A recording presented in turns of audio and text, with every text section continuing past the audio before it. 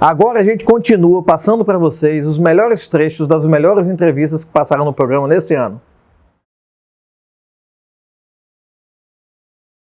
Associativismo.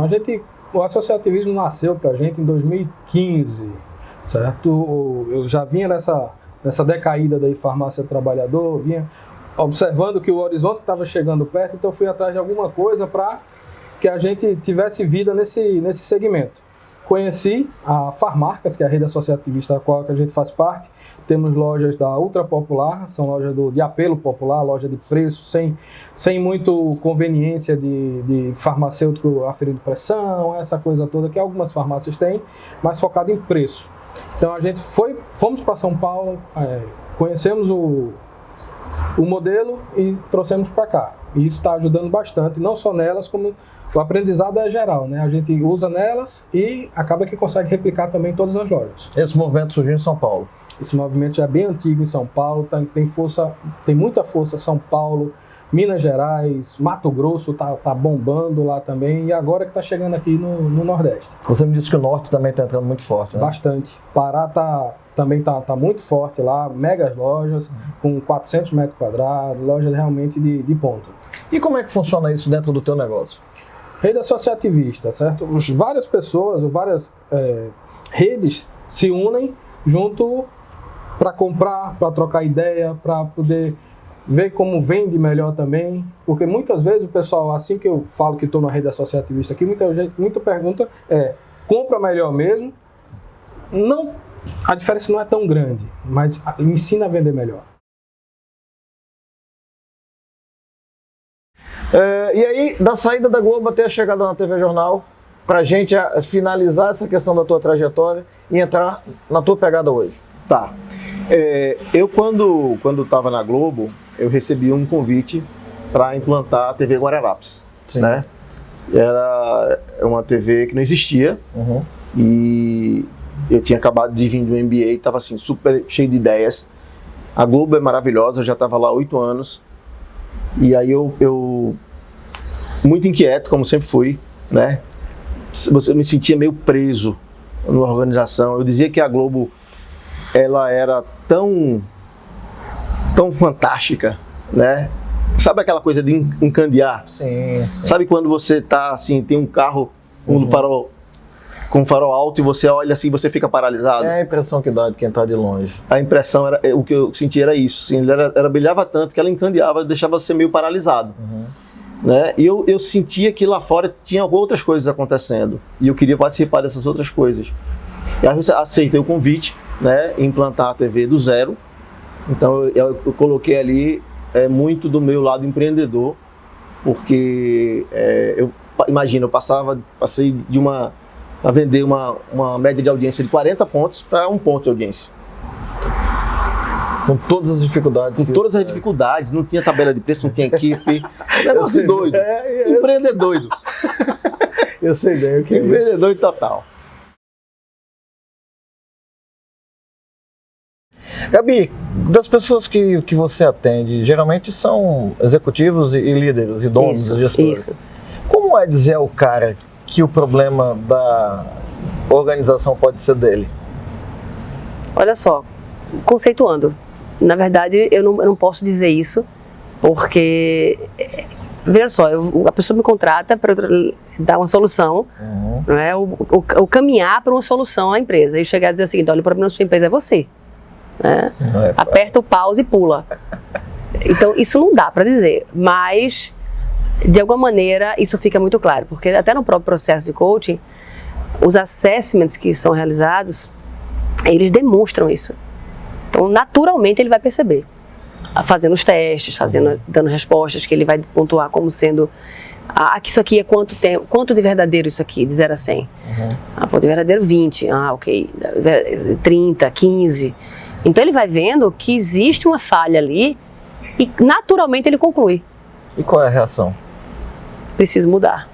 Eles estão abertos. Preciso mudar. Nem sempre todos estão abertos a mudar. Ele acha que, porque de modo geral, os líderes dizem o seguinte: ele contrata um coach para resolver o problema das lideranças que estão abaixo dele e quer que o coach resolva aquilo. né? Mas a liderança recebe ordens de quem está em cima. Perfeito. E muitas vezes desestruturadas. Eu fui criado por uma família tradicional, ao qual falava que eu não quero ter muito dinheiro, porque muito dinheiro traz muito problema, né? Eu não preciso ter muito dinheiro para ajudar o próximo. Eu fui criado por isso, né? Só que ao longo da leitura, e eu indico para todo mundo, leia muito. Não é vídeo só, não é áudio, é leia muito, livro mesmo. Eu sou muito fã hoje da literatura. E ao longo dessa literatura eu percebi uma coisa e aprendi uma coisa. A raiz do mal não é o dinheiro. A raiz do mal é o ser humano.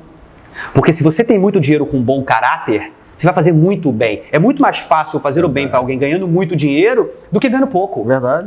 O dinheiro vai me dar tempo, possibilidade de me deslocar e ajudar financeiramente. Por que não? Né? Então hoje eu só tenho condição de doar o que eu dou para o Médicos Sem Fronteira porque eu ganho bem. Porque sobra bastante para eu poder ajudar. Hoje eu só tenho condição de viajar para fazer palestras e transmitir a mensagem para as pessoas porque eu ganho bem e eu não preciso estar fisicamente parado em algum lugar. Então eu acredito que você sim deve lutar para ganhar muito bem se você tem um bom propósito, se você tem um bom motivo para isso. E quando você estiver ganhando muito bem, não esqueça que alguém, o universo, Papai do Céu, não sei qual é a tua religião, te ajudou para você chegar lá. E você precisa devolver isso. E a forma de eu devolver isso é a minha carreira. E a sua é essa mensagem maravilhosa que você passa para as pessoas e a gente assim vai ajudando o próximo. Não precisa ser necessariamente o dinheiro. Claro. O teu tempo, a tua mensagem, o que você está fazendo. É isso aí, cara. Sem dúvida nenhuma. Então eu sou muito fã de sim, se tem um bom propósito, lute para ganhar muito bem, porque você vai ajudar muita gente. O quão difícil, emocionante e estruturador foi isso para você? Assim, é meio que é uma evolução. Eu falo que eu tenho filhos de 12 anos e às vezes você olha para o filho meio ingênuo, você não sabe o que é que ele vai ser ali quando crescer e de repente eu tive o prazer de trabalhar com meu pai durante 10 anos, efetivamente. Não como filho dele, mas como um arquiteto que trabalhava para ele. Isso, e a gente pôde trocar carinhos de dizer assim, o quanto é bom ser teu pai, o quanto é bom ser teu filho. Acho que isso foi muito importante para esse amadurecimento. Com o falecimento dele, de forma repentina, ele tinha 60 anos, teve um ataque do coração e faleceu. Mas meio que natural. Não foi algo imposto, foi algo em que, de alguma maneira, eu sempre estive muito próximo de todo esse processo. Eu já era um profissional de mercado e quando aconteceu, você dizia assim, poxa, agora chegou a hora de assumir. Só quem não tem o pai, o avô, acima de você, entende quando você fala assim, não tem mais ninguém, agora é comigo. Porque assim, enquanto você tem pai, você pode dizer assim, eu vou desistir, eu vou mudar de carreira, eu vou fazer isso. Mas quando você não tem, você olha e fala assim, pronto, agora chegou a minha vez. E esse é o momento exato em que você fala assim, pronto, o que é que eu gostaria de fazer, o que é que eu posso fazer para mudar? Eu sempre tive muito medo nas mudanças e eu muito inquieto para mudar e sempre a galera dizia assim, meu irmão, chegou o órfão que quer acabar com tudo. Então eu tinha muito medo disso. Então os passos, os acordos, as pessoas começaram a entender e eu acho que assim, é uma responsabilidade. Eu digo que eu me sinto em muitas estruturas que eu trabalho, as pessoas chegam e falam assim, Léo, que bacana, esse aqui é meu patrão, esse aqui é meu amigo, esse aqui é meu professor, jogam rótulos em cima de mim, em que de alguma maneira eu me sinto com muitos filhos, com muitas pessoas, com muitas famílias que dependem de coisas em que eu faço. Patrícia, a questão da corrupção, como impacta na vida do povo? Na verdade, a corrupção ela impacta em todas as esferas da vida do povo, né? As pessoas olham muito para o que dói mais, por exemplo. Ela impacta com mortes em filas de hospitais. Pessoas morrem porque não existem leitos suficientes para todo mundo. E por que não existem leitos? Porque há desvio de dinheiro na saúde, há superfaturamento em contratos. Aí você vai no hospital, falta, como já aconteceu aqui em Pernambuco, bolsa de colostomia, medicamento para tratamento de doentes crônicos, como hipertensos, etc. e tal. Então, impacta quando você tem a prestação de um serviço muito precário. Então, você tem a saúde precária, você tem a educação precária, a merenda das crianças, nós investigamos, isso está em investigação nossa. Feijão com fungo, leite em menor quantidade, então a professora diluía mais. Há um relato de uma professora que ela faz um relato muito emocionado, que ela diz o seguinte, eu não aguento mais pegar um peito de frango para fazer uma canja para 300 crianças. E muitas vezes a refeição que aquele menino tem na escola é a única que ele vai ter durante o dia. O menino carente, ele vai para a escola para se alimentar. Ele aprende por tabela, mas ele vai pela fome, né? Então impacta na educação, impacta na saúde, mas impacta numa outra esfera que muitas vezes a gente não percebe. Aquele assaltante que abordou você na rua, que botou uma arma em você, que lhe roubou, que atirou no seu filho, que roubou seu carro, que invadiu a sua casa, ele é uma vítima da corrupção também. Eu não estou aqui fazendo apologia ao crime ou defendendo o marginal, não. Sempre deixo isso bem claro, até porque eu prendo uma dúzia de marginais por semana. Mas a questão é, quando você chega para uma criança, lembra aí da sua infância, né? Quando alguém te perguntava, o que você quer ser quando crescer? Astronauta, professor, médico, palhaço. Ninguém dizia, eu quero ser ladrão, eu quero ser traficante, eu quero ser homicida, eu quero ser estuprador. Ninguém diz isso. Leandro, cabeça é tudo hoje em dia, então você precisa estar muito focado para que esse trabalho seja bem realizado. Então você não pode desviar sua atenção daquele foco na qual você se preparou para investir. Então é importantíssimo que você trabalhe isso para que você esteja pleno e com vontade de seguir em frente nisso aí. Eu estou me dedicando, como falei a você, nessa parte de geriatria, então estou tentando investir bastante porque é uma coisa que eu sei que vai acontecer em breve. Vejo que lá no Sul, em São Paulo, Rio de Janeiro, a coisa já está um pouco avançada. E você sabe que essas coisas demoram um pouquinho, mas chega aqui no Nordeste. Então eu espero estar bem preparado para receber todo esse público. Eu saudável, vou colocar minha roupa de manhã, me sinto melhor, me sinto mais empoderado. Isso é uma verdade? Sim, com certeza. É importante que nossa autoestima esteja elevada.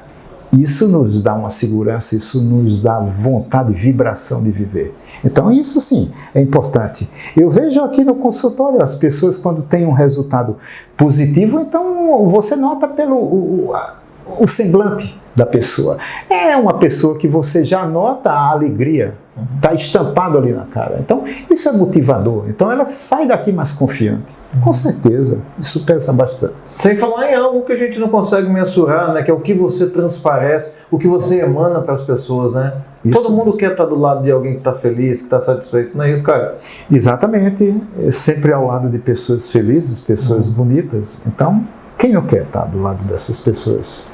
Bom, minha gente, todo ciclo tem um final e essa fase, esse ciclo na Good se encerra hoje. Hoje é o nosso último programa. Agradecer demais a toda a equipe da Good, a Pedro Vidal. Pedro, te sou eternamente grato. Muito obrigado pela oportunidade, por ter confiado no meu trabalho. Desejar a todos vocês um grande final de ano. Que Deus possa abençoar a vida de cada um de vocês. Todos esses vídeos estão na íntegra no nosso canal do YouTube. Então continua seguindo lá, continua clicando, se inscrevendo, recebendo, tocando no sininho para receber todas as notificações. E no Instagram, empreendedoido_oficial. Quem empreender no Brasil continua sendo coisa de doido. Fique agora com Conexão Creare. Saber o que se passa na cabeça dos clientes é um desafio diário para todas as empresas, não é mesmo? Mas você já imaginou conhecer a fundo as necessidades do consumidor e agir de forma precisa para resolvê-las? E se eu disser que essa fórmula existe e está ao seu alcance e da sua empresa?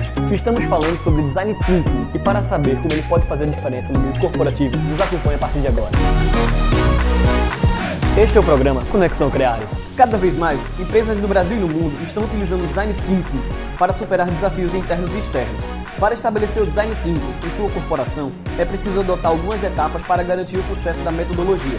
Fique atento a este passo a passo. Aproxime-se do cliente e conheça bem suas dores. Envolva toda a sua equipe no processo criativo.